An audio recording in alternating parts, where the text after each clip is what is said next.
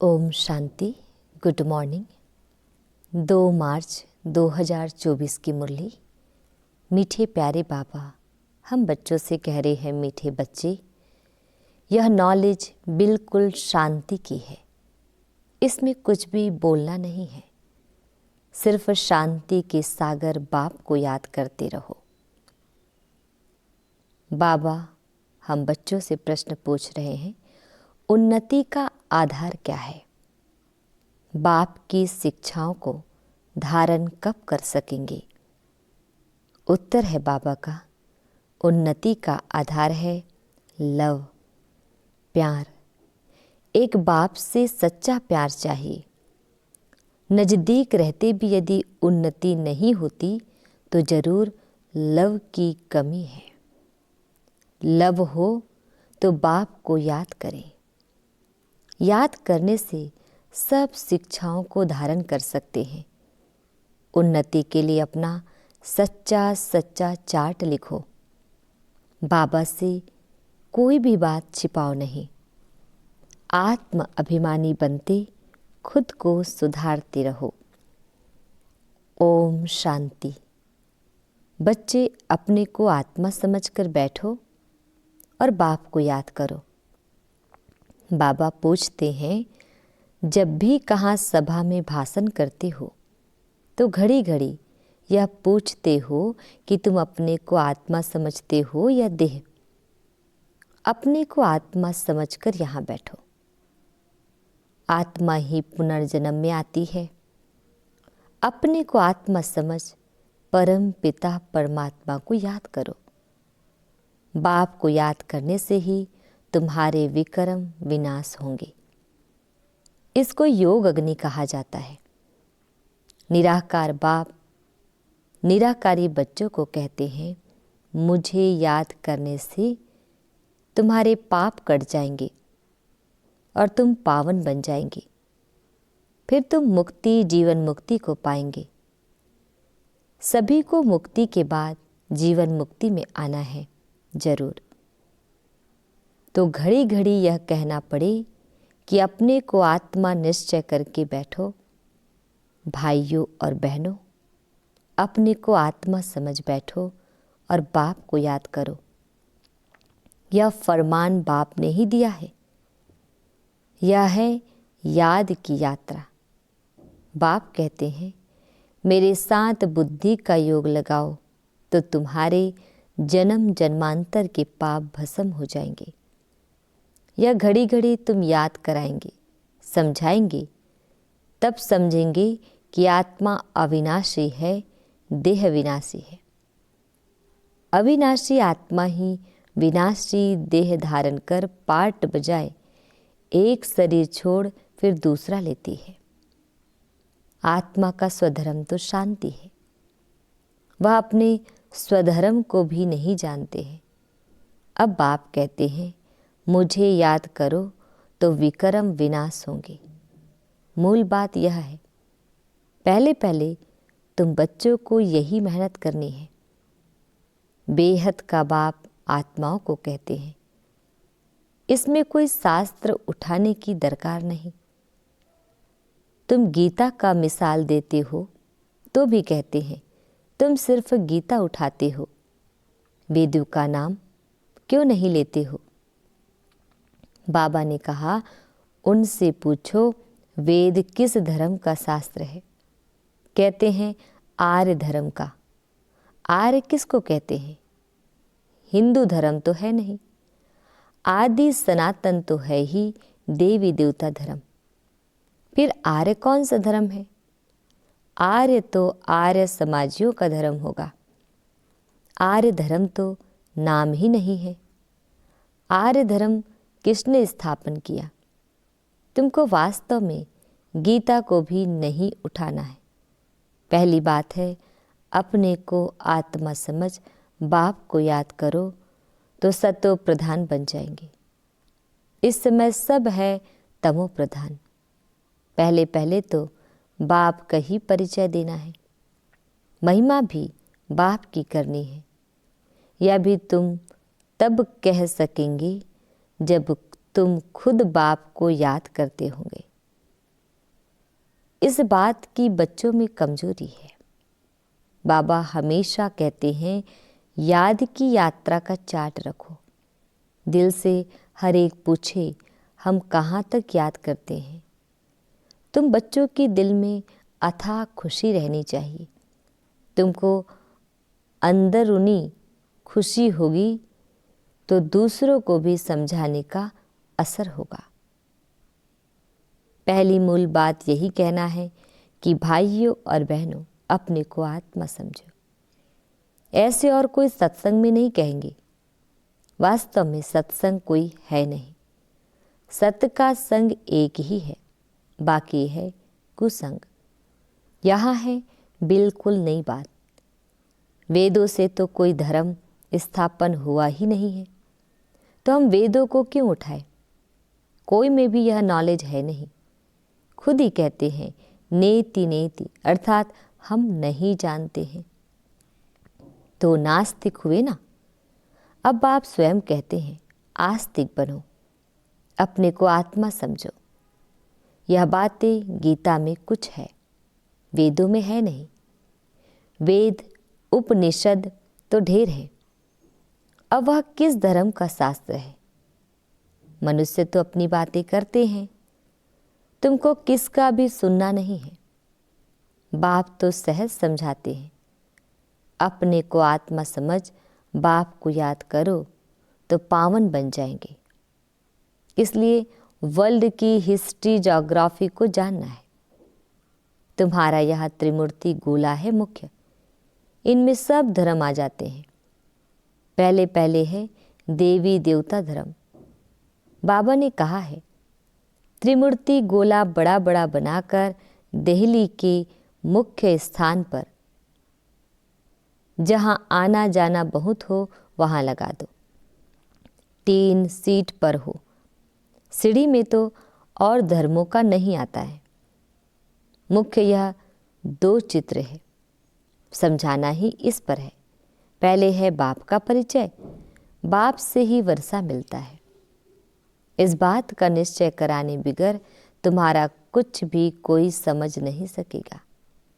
एक बाप को ही नहीं समझा है तो दूसरे चित्रों पर ले जाना भी फालतू है। अलफ को समझने बिगर कुछ भी समझेंगे नहीं। बाप के परिचय बिगर और कोई भी बात ना करो। बाप से ही बेहद का वर्षा मिलता है। बाबा ख्याल करता है ऐसी सहज बात क्यों नहीं समझते हैं। तुम्हारी आत्मा का बाप वह शिव है, उनसे ही वर्षा मिलता है। तुम सब आपस में ब्रदर्स हो।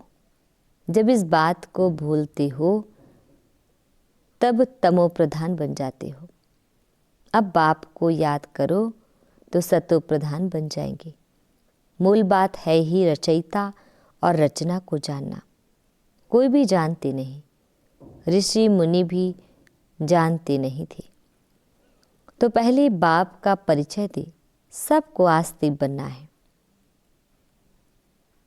बाप कहते हैं मुझे जानने से तुम सब कुछ जान जाएंगे। मुझे नहीं जाना तो कुछ भी तुम समझेंगे नहीं। मुफ्त तुम अपना समय वेस्ट करते हो। चित्र आदि भी जो ड्रामा अनुसार बने हैं वही ठीक है, परंतु तुम इतनी मेहनत करते हो फिर भी किसकी बुद्धि में बैठता नहीं है। बच्चे कहते हैं बाबा क्या हमारे समझाने में कोई भूल है? बाबा फट से कह देते हाँ भूल है। अलफ को ही नहीं समझा है तो फट से रवाना कर दो। बोलो जब तक बाप को नहीं जाना तब तक तुम्हारी बुद्धि में कुछ भी बैठेगा नहीं। तुम भी जब देही अभिमानी अवस्था में नहीं रहते हो तो आंखें क्रिमिनल रहती है। सिविल तब बनेगी जब अपने को आत्मा समझेंगे। देही अभिमानी होंगे तो फिर तुमको आंखें धोखा नहीं देगी। देही अभिमानी नहीं तो माया धोखा देती रहेगी। इसलिए पहले तो आत्म अभिमानी बनना है। बाबा कहते हैं अपना चार्ट दिखाओ तो मालूम पड़े। अगर अभी तक झूठ, पाप, गुस्सा है तो अपना ही सत्यानाश करते हो। बाबा चार्ट देखकर समझ जाते हैं कि असत्य लिखा है या अर्थ भी नहीं समझा है। सब बच्चों को बाबा कहते हैं चार्ट लिखो। जो बच्चे योग में नहीं रहते वह इतनी सर्विस भी नहीं कर सकते। जौहर नहीं भरता है, बल बाबा कहते हैं कोटों में कोई निकलेगा। परंतु जब तुम खुद ही योग में नहीं रहते तो दूसरों को फिर कैसे कहेंगे। सन्यासी कहते हैं सुख काग विष्ठा समान है, वह सुख का नाम ही नहीं लेते हैं। तुम जानते हो भक्ति अथाह है, उसमें कितनी आवाज है। तुम्हारी नॉलेज तो बहुत शांति की है। बोलो शांति का सागर तो बाप ही है। अपने को आत्मा समझ बाप को याद करना है। बाप कहते हैं मन मना भव, या अक्षर भी नहीं कहो। हिंदुस्तान की है हिंदी भाषा, फिर संस्कृत दूसरी भाषा क्यों। अब इन सब भाषाओं को छोड़ो, पहले तुम भाषण करो कि अपने को आत्मा समझो। बहुत है जो अपने को आत्मा भी नहीं समझ सकते, याद नहीं कर सकते। अपने घाटे को कोई समझ न सके। कल्याण तो है ही बाप की याद में। और कोई सत्संग में ऐसे नहीं कहते हैं कि अपने को आत्मा समझ बाप को याद करो। बच्चे कभी बाप को एक जगह बैठ याद करते हैं क्या? उठते बैठते बाप की याद है ही। आत्म अभिमानी बनने की प्रैक्टिस करनी है। तुम बहुत बोलते हो, इतना बोलना नहीं चाहिए। मूल बात है याद की यात्रा की। योग अग्नि से ही तुम पावन बनेंगे। इस समय सब दुखी है। सुख मिलता ही है पावन बनने से। तुम आत्म अभिमानी हो, किसको समझाएंगे तो उनको तीर लगेगा। कोई खुद विकारी है और किसको कहे निर्विकारी बनो तो उनको तीर नहीं लगेगा। बाप कहते हैं बच्चे तुम खुद याद की यात्रा पर नहीं रहते, इसलिए तीर भी नहीं लगता। अब बाप कहते हैं बीती सो बीती, पहले अपने को सुधारो। दिल से पूछो हम अपने को आत्मा समझ बाप को कितना याद करते हैं। जो बाप हमको विश्व का मालिक बनाते हैं, हम शिव बाबा के बच्चे हैं, तो जरूर हमको विश्व का मालिक बनना है। वही एक मासूक आकर तुम्हारे सामने खड़ा हुआ है, तो उनके साथ बहुत लव होना चाहिए। लव माना याद। शादी होती है तो स्त्री का पति के साथ कितना लव होता है। तुम्हारी भी सगाई हुई है, शादी नहीं। वह तो जब विष्णुपुरी में जाएंगे, पहले शिव बाबा के पास जाएंगे, फिर ससुर घर जाएंगे। सगाई की खुशी कम होती है क्या? सगाई हुई और याद पक्की हुई। सत्युग में भी सगाई होती है, परंतु वहाँ सगाई कब टूटती नहीं है। अकाले मृत्यु नहीं होती, या तो यहाँ होती है। तुम बच्चों को भी गृहस्थ व्यवहार में रहते पवित्र बनना है। भल बहुत नजदीक में रहते हैं फिर भी उन्नति नहीं होती है। जो उस लव से आते हैं उनकी बहुत उन्नति होती है। याद ही नहीं तो लव भी नहीं रहता, तो उनकी शिक्षाओं को भी धारण नहीं कर सकते। भगवान उवाच, तुम बच्चे सबको यही पैगाम दो कि काम महाशत्रु है, जो आदि मध्य अंत दुख देता है। तुम तो पवित्र सतयुग के मालिक थे, अभी तुम गिरकर गंदे बन पड़े हो। अब यह अंतिम जन्म फिर से पवित्र बनो। काम चिता पर बैठने का हथियाला कैंसिल करो। तुम बच्चे जब योग में बोलेंगे तब किसकी बुद्धि में बैठेगा? ज्ञान तलवार में योग का जौहर चाहिए। पहली मुख्य है एक बात। बच्चे कहते हैं बाबा हम बहुत मेहनत करते हैं, तब मुश्किल कोई निकलता है। बाबा कहते हैं योग में रहकर समझाओ। याद की यात्रा की मेहनत करो। रावण से हारकर विकारी बने हो, अब निर्विकारी बनो। बाप की याद से तुम्हारी सब मनोकामनाएं पूर्ण हो जाएगी। बाबा स्वर्ग का मालिक बनाते हैं। बाबा डायरेक्शन तो बहुत देते हैं, परंतु बच्चे अच्छी तरह कैच नहीं करते हैं और बातों में चले जाते हैं। मुख्य तो बाप का पैगाम दो, परंतु खुद ही याद नहीं करेंगे तो दूसरों को कैसे कहेंगे? ठगी नहीं चलेगी। दूसरों को कहे विकार में नहीं जाओ, खुद जाए तो जरूर दिल खाएगी। ऐसे भी ठग हैं। इसलिए बाबा कहते हैं मोल बात है ही अल्फ। अल्फ को जानने से तुम सब कुछ जान जाएंगे। अल्फ को ना जानने से तुम कुछ भी समझ नहीं सकेंगे।